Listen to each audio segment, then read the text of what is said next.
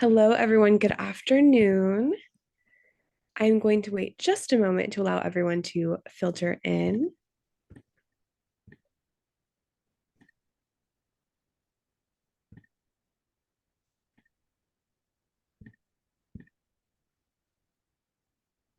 All right, so let's go ahead and get started. First of all, hello, everyone, and thank you so much for being with us today for the next program in our Taking Action Together series. My name is Hannah Siegel, and I am the social media and marketing coordinator here at the AHEC. I must first start off by giving a huge thank you to Larry and Cinda Goldberg, Jeffrey and Gail Bayer, Ronnie and Donald Hess for their incredible support of this program. We have many other partners who have helped us spread the word that are listed on our website, so please head there to check out the full list.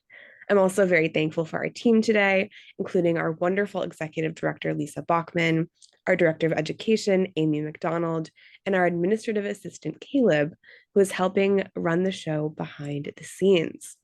To begin, a few quick housekeeping items. So, unlike some of our previous Taking Action Together webinars, today's webinar will be interactive, meaning you are encouraged to both ask questions and participate. You will notice that the chat is enabled, allowing you to type messages to everyone. Our speaker will pose open questions to the audience, and you are welcome to respond. However, please note that your comments will be visible to everyone and that any abusive comments will get you removed from the webinar. However, we don't anticipate that being much of a problem. This program is being recorded, and we hope you will share it with your friends and family who are not able to attend today.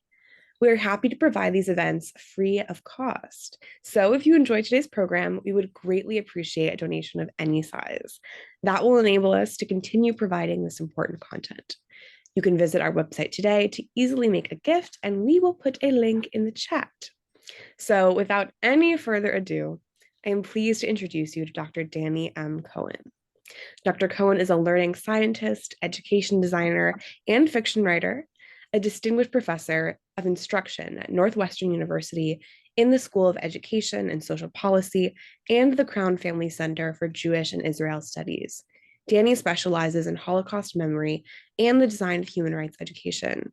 He is the founder of Unsilence, which fills critical gaps in civics education by exposing the hidden injustices of history.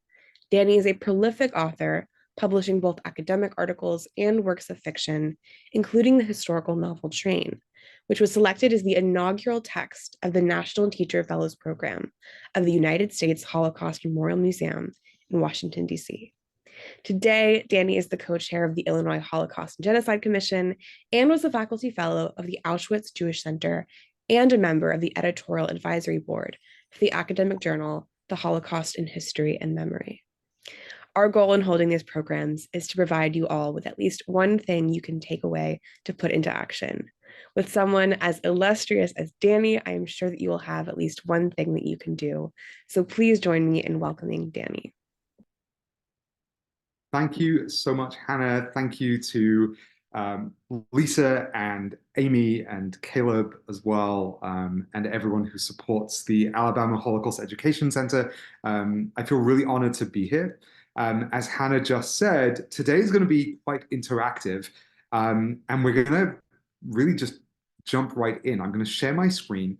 The focus of today's session is on how we navigate our emotional responses, not only when we explore and study and come face to face with Holocaust history, but also any history of genocide and atrocity and mass violence, as well as violence and suffering today. So the central question that we're going to be asking is, how do I feel? What do I do with my emotions? How do we navigate our emotions? And in the end, how can we use our emotional responses for positive change in our communities and in the world more generally? I'm about to share my screen. I'm going to be sharing a number of scenarios, and I'm going to be inviting you to respond to those scenarios using the chat.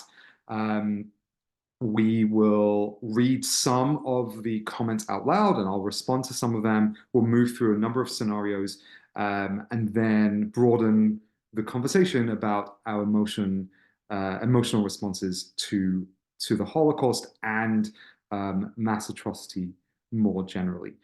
So I'm going to share my screen right now. Hopefully this all works. There we go. Um,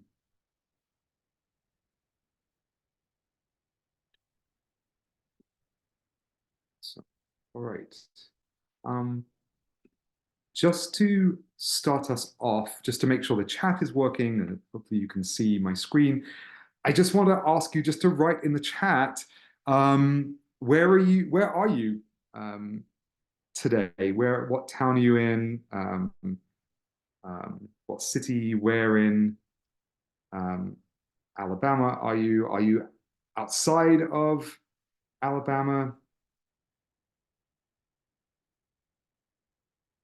I'm seeing folks in Alabama and Georgia, Wisconsin,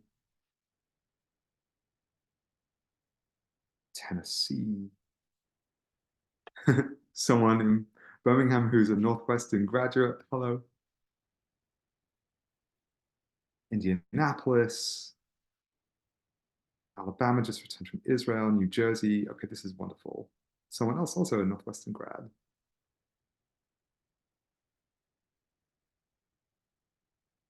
Perfect. It looks as though you can choose whether or not your comments get sent to everyone or whether it just gets sent to the host and panelists. I see all of the comments. So I think it will work quite well. If you would like it just to be seen by the host, that's absolutely fine. We'll still read them aloud. Anything we read aloud we'll keep anonymous. So as you add comments, you can choose whether you want everyone to see it or if you just want us to see it, but we will still read many of them aloud. All right, I'm going to jump right in to our scenarios. For each scenario, I would love to invite you to ask 3 questions. As we read the scenario, what is happening? Why is it happening? And the big question that I'd really love us to focus on is how might you respond to what is happening? So as we read each scenario, you're welcome to respond to any of these questions or 2 of them or all 3 of them. If you're not sure which question to answer, I would say focus on that 3rd question. How might you respond? Hopefully, Hannah, you're able to help out with some reading. Are you there? Absolutely, I'd be happy to. Perfect. I'm going to bring the first scenario onto the screen, and I would love it if you would read it out loud. So the scenario is the exhibition. You are visiting a Holocaust museum. Your assigned tour asks everyone to break into small groups and spend 10 minutes exploring an exhibition on Jewish and Roma resistance in the Nazi camps. You notice 3 teenagers leaning against a wall. One teen is holding a phone and they appear to be gossiping. A, what is happening? B, why is it happening? And C, how might you respond? So we'll just give you all a few moments to think about this scenario and just write into the chat your response. How would you respond to this? And also, what do you think is happening and why is this happening?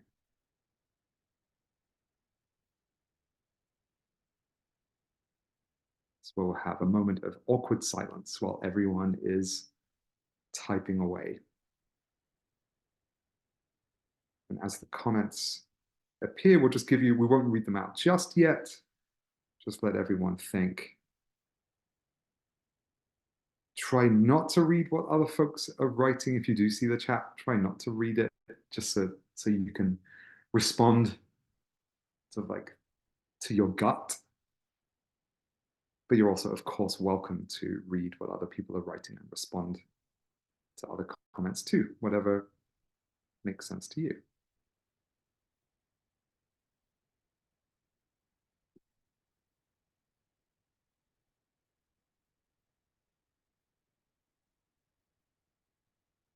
Wonderful. I see comments coming in.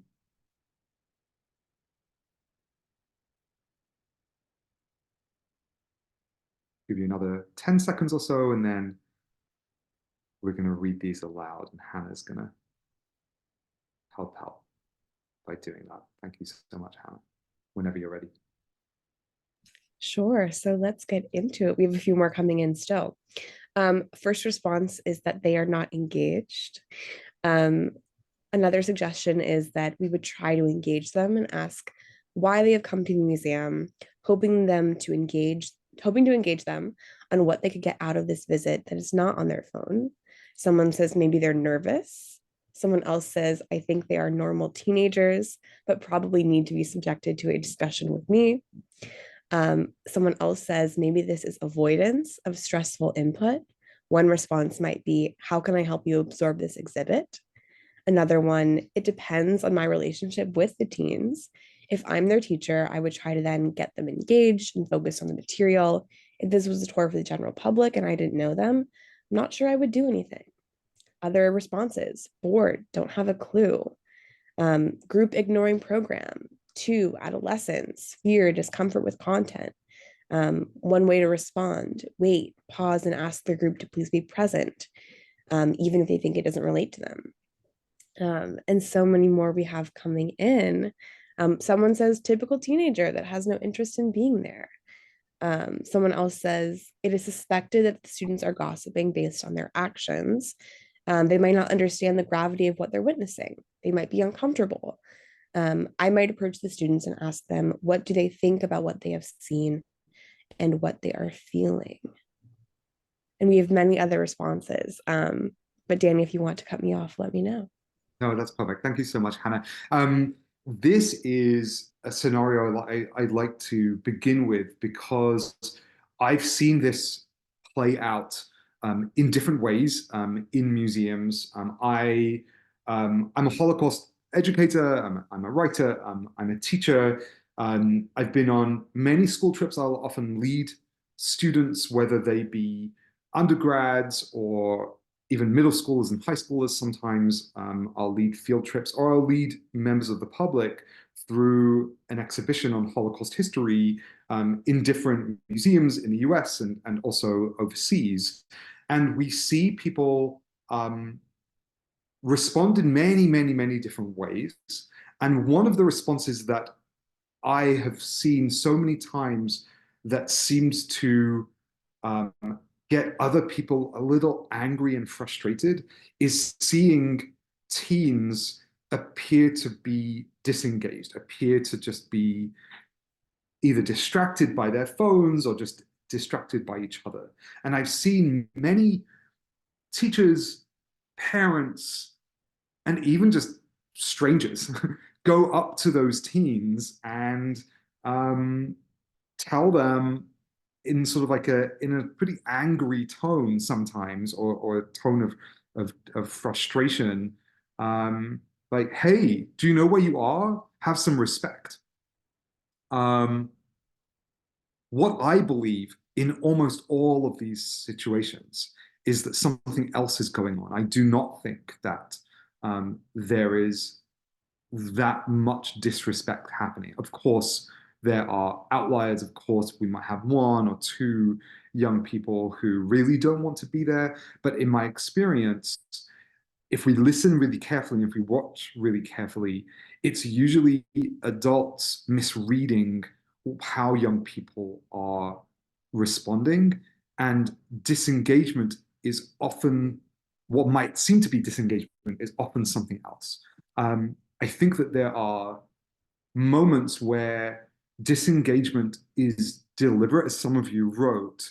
Um, Sometimes disengagement is the young people not knowing how to respond, being completely overwhelmed, and intentionally distracting themselves, intentionally like focusing on something else, whether it's even if it's sort of goofing around with their peers. Um, in other times, I honestly think that a lot of young people, and we see this particularly with teenagers, with high schoolers, and sometimes even sort of eighth graders too, young people being so hyper aware of how they're being perceived by their peers that in education settings, especially on field trips when they're outside of the classroom, we see a lot of young people wanting to appear cool, wanting to actually appear disinterested when they in truth are actually very interested.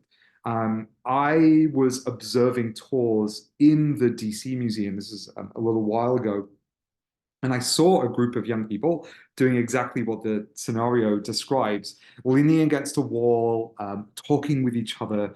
Um, I could see one teacher sort of making a beeline for the students, and I could see that he was going to like have a go at them and say, hey, you need to focus. And I chose quickly to stand close to the students. I pretended to read a panel that was on the wall next to them, and I was just listening to hear what the students were talking about. And they were actually talking about the exhibition. It it seemed to me that they were standing sort of like in a really relaxed way, perhaps to appear to their peers that they were disinterested. But it was so clear from what I could hear them talking about that they were actually deeply interested. Uh, um, the assumptions that we make about how people respond, how students respond in terms of their engagement and also in terms of their emotional responses, our assumptions are often incorrect. And it's not just about young people, we're often incorrect about how we perceive even other adults and how they respond emotionally. We're going to be moving on to another scenario. As you'll see, um, each scenario sort of puts us in a different situation. In this scenario, we were just a member of the public. In an upcoming scenario, I'm going to ask you to put yourself in the shoes of an educator. Many of you I know are teachers. In another scenario, you'll be putting yourself in the shoes of a parent of a teenager. Many of you may well be parents of teenagers, or maybe were parents of teenagers, or maybe one day will be parents of teenagers. Um, um, and so we're going to move on to our next scenario. Hannah, would I be able to ask you to read the next one aloud? And hopefully there aren't any tricky words that will trip you up. But if there are, I'll help you out. Of course, I'll do my best. So, this scenario is the photographs. You are a high school teacher. You are leading an introductory unit on Holocaust history. Today, through photographs, you are teaching about the T4 program, the Nazis' policy to systemically murder adults and children with mental and physical disabilities, and paragraph 175, the German law that the Nazis used to imprison gay, bisexual, and trans people. A few minutes into the lesson, a student asks to leave the room. When you ask why, the student hesitates and then responds, "This is too personal." A, what is happening? B, why is it happening? And C, how might you respond? Excellent. Again, we'll give you a minute or so to type your response into the chat.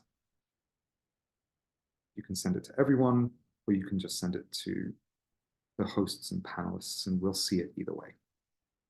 And we'll read some of them out loud, and we'll keep it anonymous.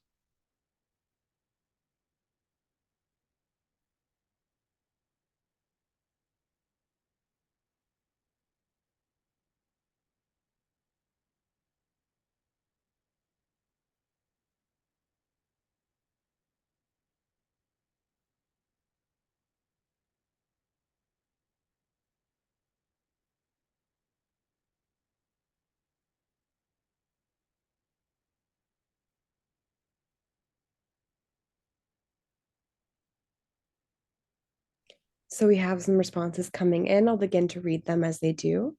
One person says they may have someone disabled in their family. Another person says, I'm not sure it was appropriate to ask why in front of the class. Someone else says perhaps they had a relative who perished in a camp.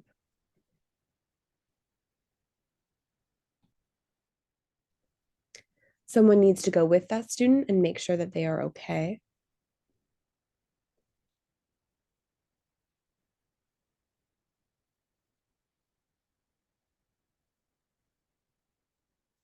I don't believe you know why it is happening or exactly what is happening until there is a conversation with the student.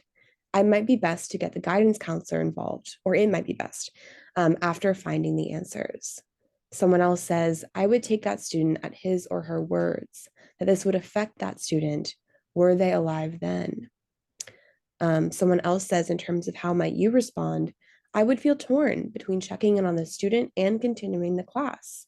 Maybe I would continue the lesson and try to check in if the student hasn't returned in 5 to 10 minutes. Another one says, this situation has hit home for the student. Use this as an opportunity as a learning engagement tool for all the students. Someone else says they are simply uncomfortable and overwhelmed by the topic. Perhaps they are disabled or know someone who is. It is happening as this is a difficult topic to understand from today's viewpoint. I would allow them to have a quiet space with another person to have a break. I would later personally ask them how I could help to make them feel more comfortable. Another one says the student has asked to leave the room because they said this is too personal. We do not know why, but we know the student is struggling. I would allow the student their space and touch base with them after the class. Last few comments. Why is it happening? A student is taking care of themselves by leaving the room. The student has not been exposed to content, perhaps the history, perhaps they have not processed their own sexuality and is feeling a personal attack. And finally, in response, they would make sure that an appropriate adult is following the student to make sure that they are okay. Someone else adds, perhaps they want to come out and are struggling with this issue themselves. Wonderful. Um, the the it's very common, more common than we would maybe expect, for students to identify deeply with the history, especially when the identities of the people we are studying are connected to our own and our own communities, our own identities. Um,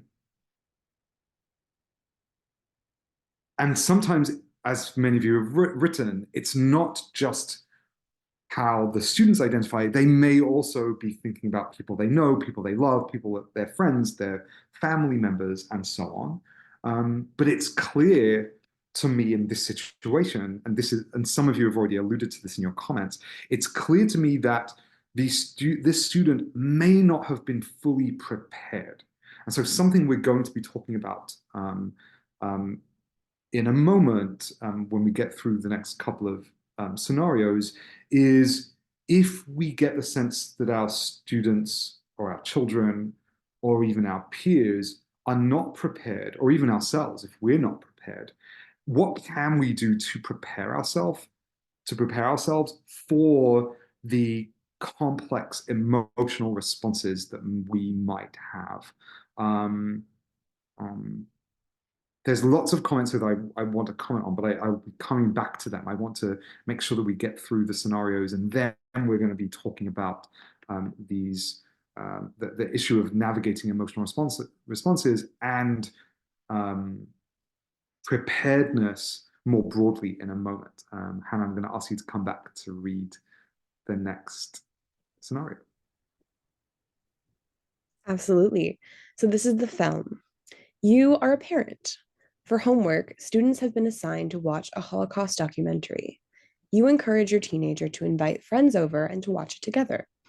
The film includes footage of naked prisoners in a liberated concentration camp, as well as photographs of Jewish women and children stripped naked and waiting to be shot in an open mass grave by the Nazis' Einsatzgruppen, mobile killing squads.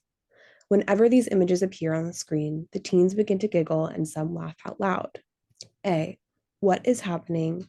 B, why is it happening? And C, how might you respond? Uh, Again, we'll take a minute for folks to write. So specifically, the teens are giggling, laughing out loud. What's happening? Why? How might you respond to the giggling and the laughter specifically?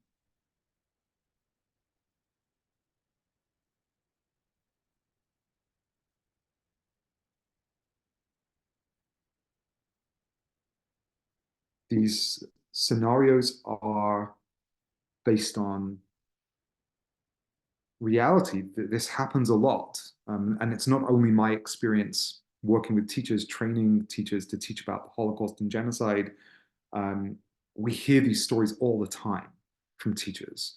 Many teachers are really just so great at handling this. Some are really unsure and never, and sort of really um, want to help with how to respond.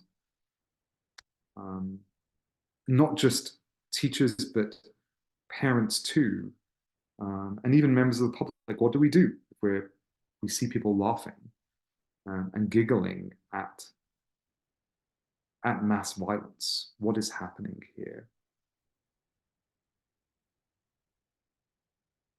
Get the sense of So, lots of yeah, there we go. Folks sure have time. thing. We have responses beginning to come in, so I'll read them as they appear. One person says, giggling is a natural response to very uncomfortable situations, especially for teens.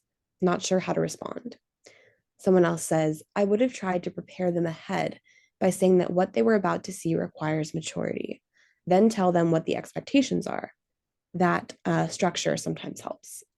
Someone else says, Mom has decided to do an invite for friends that may not have had background on the subject matter. Typically, teachers do not assign homework of that nature unless the students are mature and have been adequately prepped as to what they well, what they will see. Mom should probably turn off the TV. Another individual says, I do not believe this is appropriate without previously discussing with the teens and their parents, not in an educational setting where they have anticipated to just hang out. This would be awkward. We have also students can be overwhelmed by this difficult material, nervous laughter, I would guess. And as a parent and teacher, I would have discussed what they were going to see to prepare them for this difficult material. Thank you, Hannah.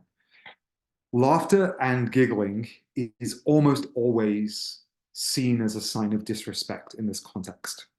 And again, similar to the being disengaged or talking to um, um, peers and not seeming to not be interested in the material, I've seen so many parents and educators, and again, members of the public, approach whether it's students in the classroom or their own children or just strangers, and shout at them and say you're not being disrespectful. What we know from a sort of psychological point of view, from a perspective, if we look at this through the lens of adolescent development, and a couple of you wrote about this, um, it's very common for young people and even adults to laugh when we experience extreme discomfort, right? How many of us have laughed um, when um, when being at, say, a funeral or some kind of very serious commemoration ceremony? I've seen that many times. I'll admit to attending um, a a memorial service, and found myself laughing and having to stifle my laughter. And it wasn't because I was being disrespectful in that moment. I now realize I was so overwhelmed with emotion, and I was so fearful of perhaps crying or or being sad in public or being seen to break down. I was perhaps even afraid that I would cry uncontrollably, that I found myself giggling. And it's a defense mechanism that we almost always cannot control. And so we see this happening a lot amongst adults in Holocaust museums, but especially amongst teenagers. Um, in this context, it's we might think that it's the nudity of the images, whether it's in film or in a photograph in an exhibition, that's making the young people laugh, and they're just sort of like they need to grow up, so to speak. Almost always, when we really engage those young people, we see that the young people again were not prepared for what they saw, and even if they were prepared, they just weren't prepared for the emotions that they might feel. And so one one tactic or one approach that will often help educators and parents use, and many of you have already written about this in the comments, is to walk these young people through their expectations before they even engage with the content. So if you are an educator and you're about to show a film, or if you're a tour guide or a teacher and you're about to start a field trip, we encourage teachers to sit down with the young people. Um, if you only have 5 minutes and it's just the start of the field trip, fine. Ideally, it's before you even leave. It's in the classroom the day before or that morning, or it's at home if parents feel comfortable doing this with their children, and saying, before you go, I have two questions for you. What do you expect to see, and what do you expect to feel? And by asking what do you expect to see, we do a number of things. First of all, we're able to help young people um, really adjust their expectations and to avoid what we might call a sense of shock. Many young people don't know what they're getting into, especially if it's an introductory unit on Holocaust history, or if they're about to go on a field trip to a Holocaust museum, and many teachers don't have that much time to get into the history. Sometimes the field trip to the education center or the museum or the exhibition or the memorial is actually is the lesson in and of itself, and there isn't that much time to do prep beforehand. But if on the way, on the bus, or or a few minutes the day before that morning, a teacher can say, "What do you expect to see?" Some students will be able to, or they'll already have some foundation. They might say, "Expect to see barbed wire. Expect to see prisoners in striped uniforms." We'll often hear that. Expect to see some yellow stars. Um, and we can push and say, what else do you expect to see? What else do you expect to see? And we'll often eventually get to students, or pretty quickly sometimes, students saying, I expect to see dead bodies. I expect to see violence. I expect to see guns. I expect to see people being rounded up.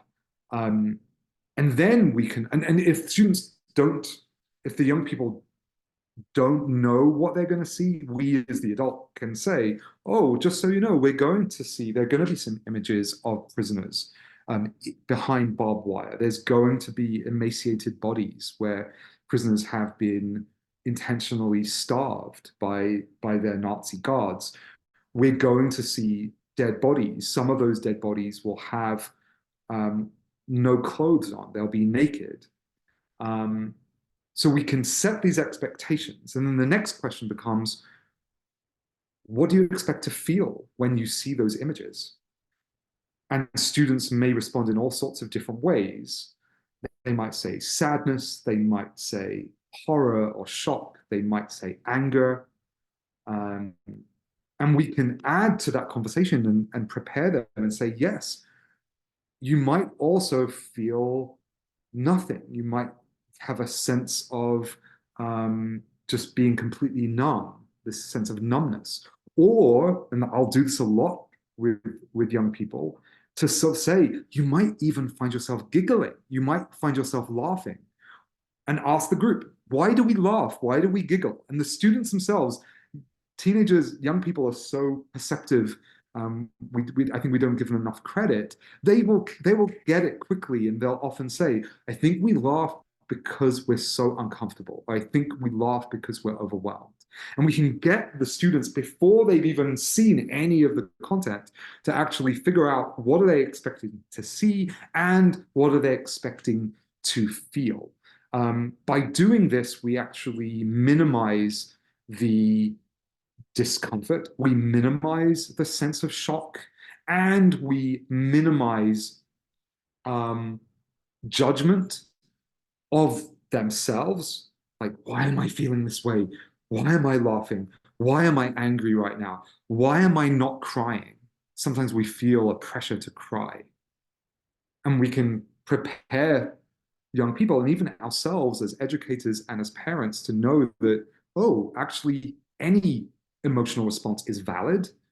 Any emotional response is complicated. I may actually feel a whole array of emotions at once, even contradictory emotions.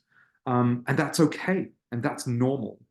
And the minute we start to normalize and validate that all different kinds of emotions are accepted and normal and valid, we actually lower anxiety, we lower a sense of the possibility of going into shock.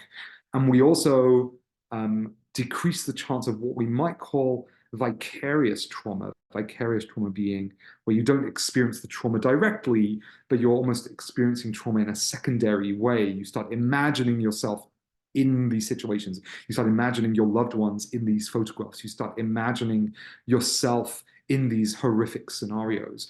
Those thoughts are also natural and very common, and we can also prepare our students for thinking about that too. Just as if we're seeing students over identify, saying this is too personal, before we even share the content, we can say to our students, to our children, to each other, what will you do if you find this really deeply personal? If you find this really hits home? How will you respond to that feeling? What are the things we could do?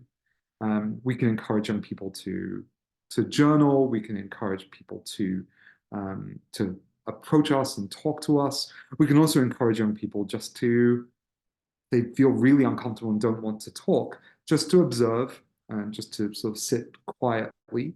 Um, I've seen some educators and some parents say, if you really do feel overwhelmed, um, then either it's okay to step out. Sometimes it's not okay to step out. Some schools have policies where students cannot just leave the classroom. But some teachers I've seen and some parents will say, if you're feeling overwhelmed, here's paper and pen, and you're going to actually do something to intentionally distract yourself. You're going to answer this particular question, or you're going to write about what you're doing this weekend. Like it's okay to take our mind away from the content if we really do feel overwhelmed. And so the idea is not just preparing young people for and ourselves for what we see and how we might feel, but also being prepared to know what the things we might do to actually keep ourselves calm and help ourselves process what is going on.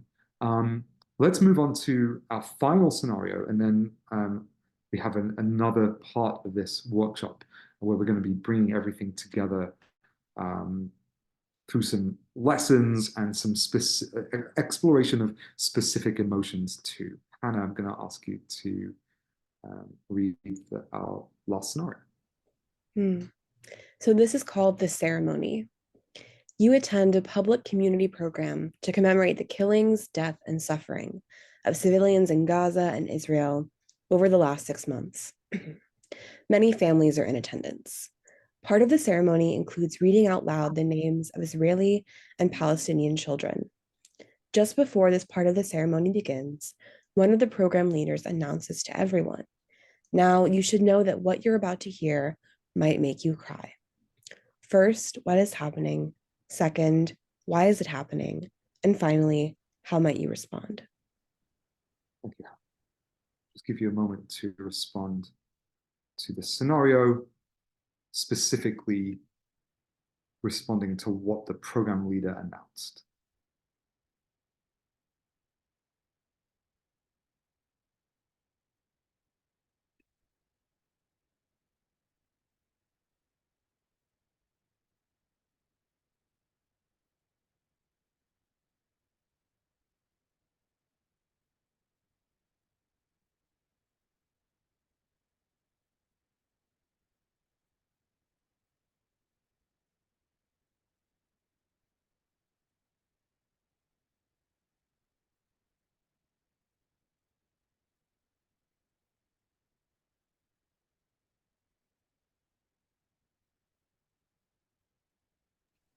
We're beginning to get responses in, so I'll read them out as they come.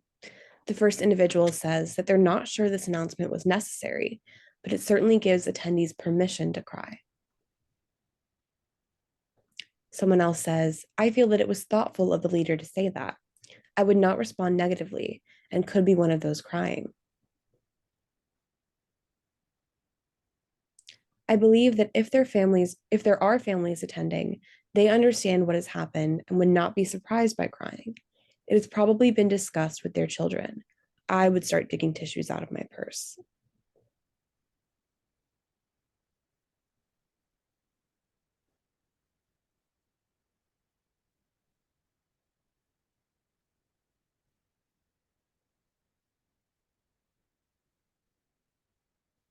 Just waiting just to see if there are any other comments. Um, So someone else says, I could see wondering if there was something wrong with me if I didn't cry. Someone else says that what is happening, a public memorial has acknowledged and decided to remember and acknowledge those who have died. Why is it happening? The same as the above. And then finally, how might they respond? I would brace myself. There should be support staff on hand. I would not go if I didn't feel that I could handle the emotions. thank you. Um, I chose to include this scenario because navigating emotions when it comes to mass violence in the past is has a lot of overlap with how we navigate our emotions to atrocities and violence in the present. There's a lot of overlap, and there are some differences too. When we respond emotionally to something that we know has happened, our emotions can be very, very, very similar to knowing that something is what is happening today, but also they can be quite different. Um, as a couple of you have already noted, um, really insightfully, there's something really great going on here, and there's something potentially harmful happening at the same time. The really great thing is that this leader, this community leader, has chosen to give permission for the audience to express their emotions. What is potentially harmful is this narrow guidance, if you like, that could be taken as crying or sadness is the only valid emotional response. We actually see this play out in many different ways. We see this in classrooms where teachers will say to their students, what we're about to watch might make you cry. We see this in museums. The exhibition you're about to see might make you cry. The the response or the words that we train teachers and parents to use is, again, as I said before, to validate all emotions. So if you hear, if your co-teacher or a tour guide or someone says to a group, this might make you cry, you can say yes, and it might make you feel angry, and it might make you feel overwhelmed or numb or frustrated, or it even might make you feel hopeful, or it might make you feel a sense of healing. There are also positive emotions that we can feel when we come face to face with mass violence. A sense of relief or a sense of justice, perhaps. Justice is being served, that wow, these people who could easily just be forgotten, we're saying their names out loud. That is a good thing. We can actually feel good when we remember, especially publicly. Um, in this particular scenario, it's very difficult to shout out, right? If you're in the middle of a very formal ceremony, it's very difficult to shout out, hey, and we would feel all these other things. I would probably just stay silent in this particular scenario. But if we are planning a ceremony, if we're planning lessons, again, making sure that we're not telling the audience, if we're parents, we're not telling our students that they're to expect one emotion. We should help them expect many, many different emotions. I'm going to just put on the screen, and Hannah, I'm going to ask you to read these aloud. What are some of the common emotions and this list is not complete. There are many others that we could add to this list. But here are some of the very common emotions that we see young people expressing either in conversation or in their writing. And we also see a lot of educators and parents also um, identify these emotions when they are faced with both history and when they're faced with atrocities today.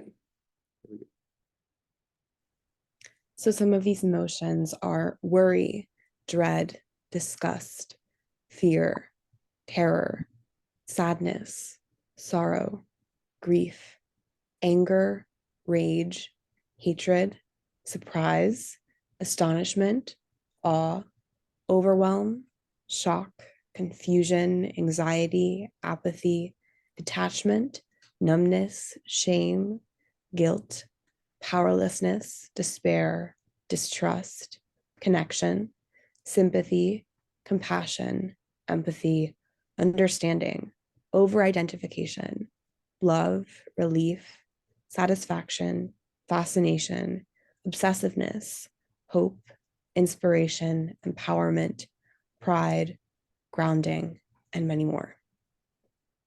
Yeah. So I'd like to ask everyone a question. I'm going to invite you to write your response in the chat as we've been doing. Why do we so often assume that everyone is going to respond with sadness and sorrow, sometimes anger? Why do we often forget that we might feel? I'm trying to highlight some of these. Um, here we go. Why do we often forget that it's very common to feel apathy, detachment, and numbness, perhaps also coded as the absence of emotion, even though there are emotions themselves? Um, why do we feel that we can understand, and um,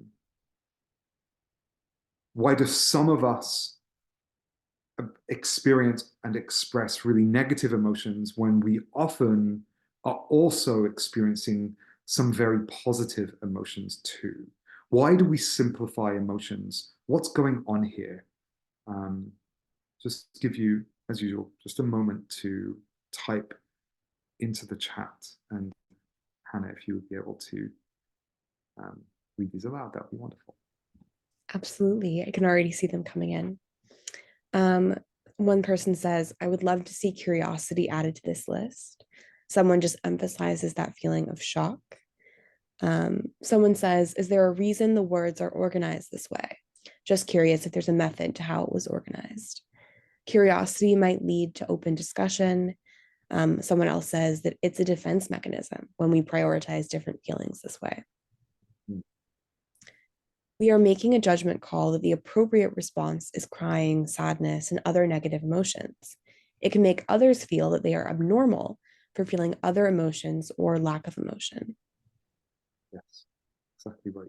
To answer the question of why they're organized in this way, I put this together and I could have jumbled them all up, and maybe that would actually hmm, be really powerful to intentionally jumble them up. I was grouping them um, sort of in categories. There's a lot of research on um, the array of emotions and how different emotions are connected to each other, right? So sadness is often like a lighter version of sorrow, which is a lighter version of grief. So some of these are on a spectrum.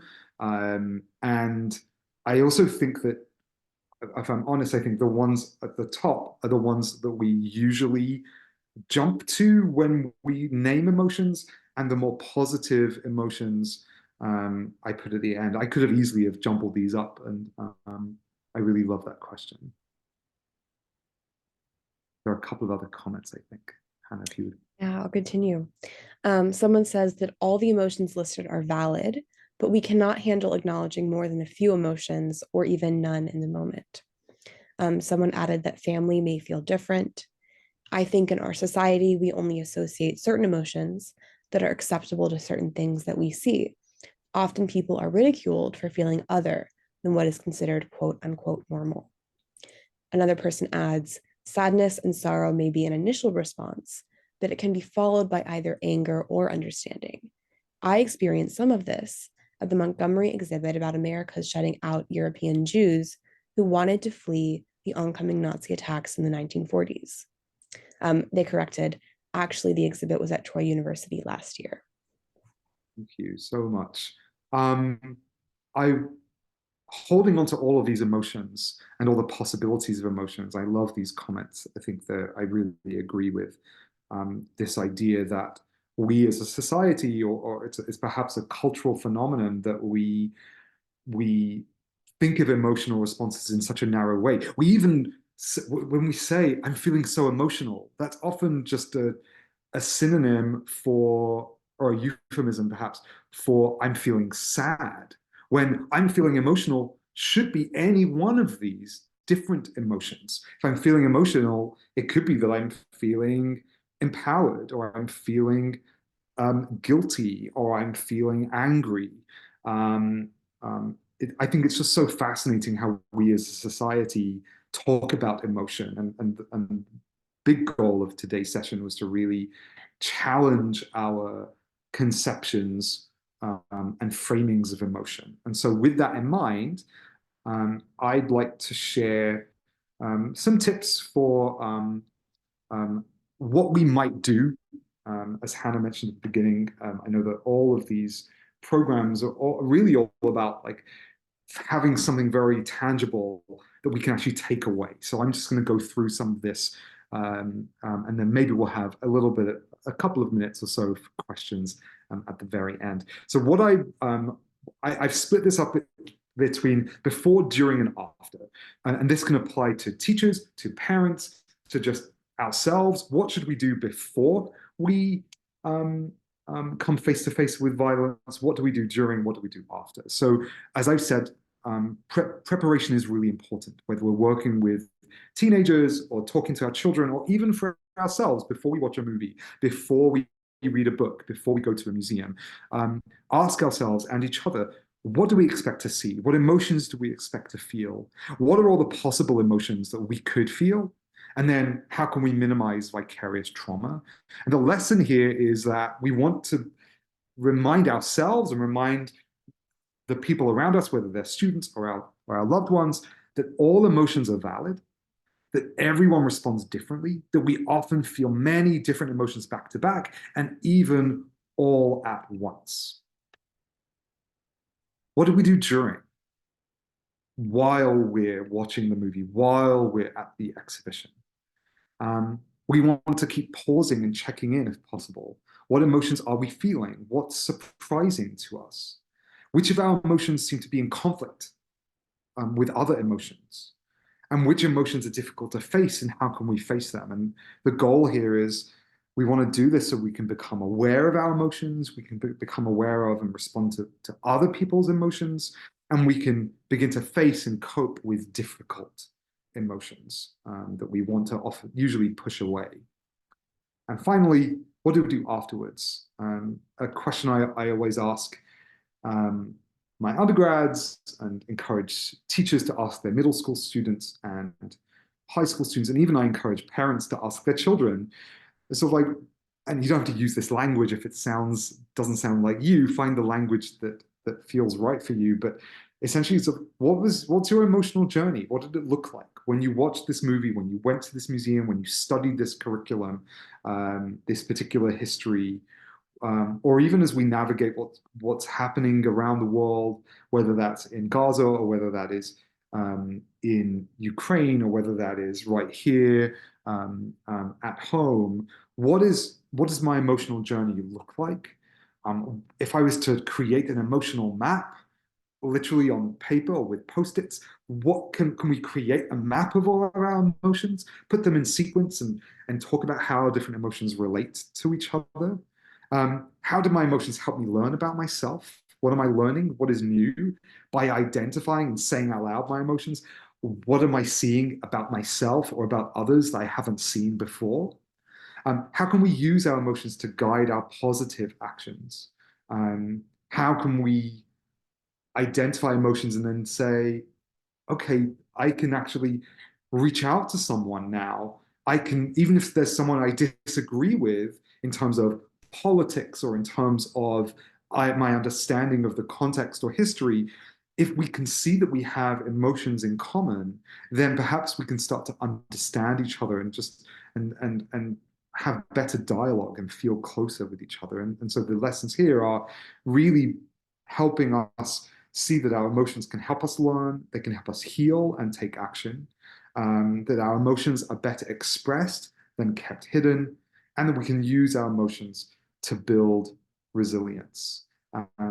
Thank you, Hannah. Thank you, everyone, for participating today. I know we do have a couple of minutes, so if anyone does have any questions, I'd be very happy to take them. You can throw them into the chat. Um, Questions, anyone? Yeah, someone just says thank you. I will note that we have just a few minutes left, so I will allow about 1, maybe 2 minutes of questions. If you do have anything to ask, um, please feel free to put that in the chat. Lots of applause coming in.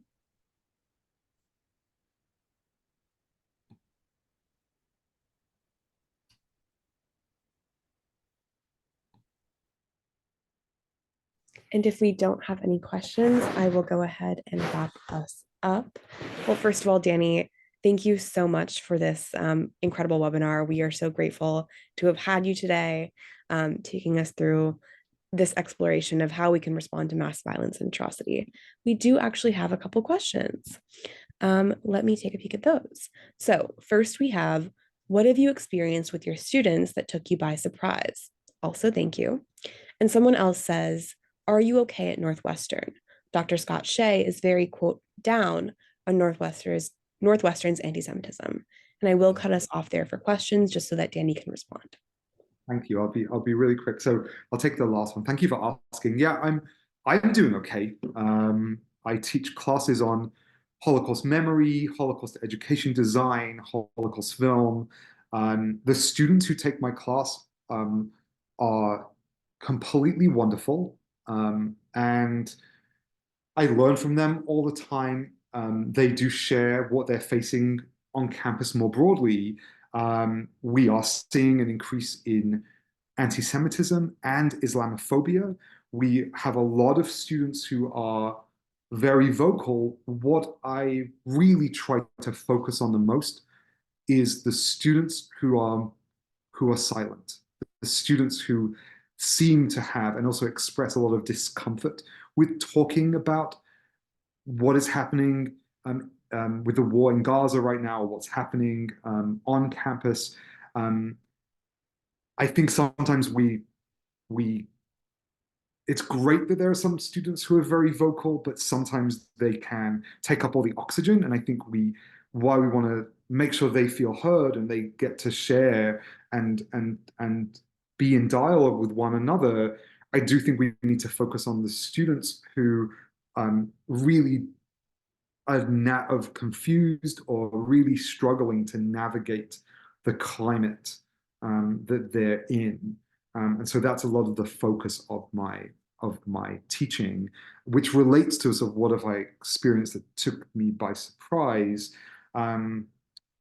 because I do a lot of um, giving space to students to just talk in a way where they're not judged, where it's okay to make mistakes, where it's okay to disagree respectfully. Um, I don't know if I'm surprised because I've been doing this for years, but I do think that young people have a lot of this figured out more than the grown-ups, so to speak. And I think that we need to listen to our young people a little bit more, the insights they have, the compassion that they show, how they listen and how they express themselves is just deeply inspiring. Um, Thank you. I know we're out of time, so again, thank you everyone for participating, and thank you, Hannah, too. Truly, thank you. And I know we're at time, so I'll do a speedy little wrap up for today's webinar. Thank you, everyone, for joining us today. As a reminder, you will receive a follow-up email that will include a recording of this webinar. You can save it, you can share it. We encourage you to let everyone know that this program is happening. We also would love to let you know that we have another program coming up quite soon, Decoding Propaganda and Hate Speech, that will come up on May 1st. You can RSVP on our website today. And once again, a reminder that this program is provided free of charge. So if it was valuable to you, we do encourage you to donate. That helps us to continue this important education. We look forward to seeing you all soon. Thank you once again to Danny M. Cohen, and thank you so much for being with us today.